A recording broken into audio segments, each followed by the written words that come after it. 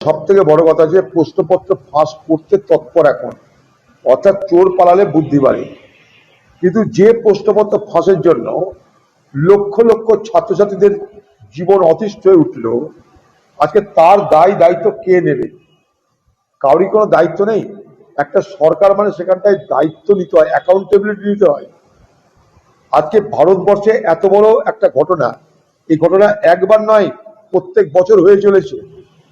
এই সরকার আমলে ঘন ঘন হয়ে চলেছে।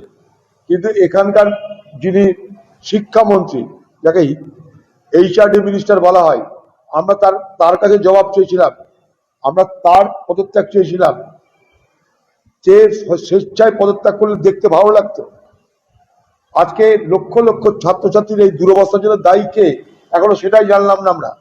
আগামী দিনে দেখবো বুধর ঘাড়ে চাপিয়ে দু চারটে অফিসারকে এদিক ওদিক করে দেওয়া হয়েছে, কিন্তু সমস্যার সমাধান কোথায়?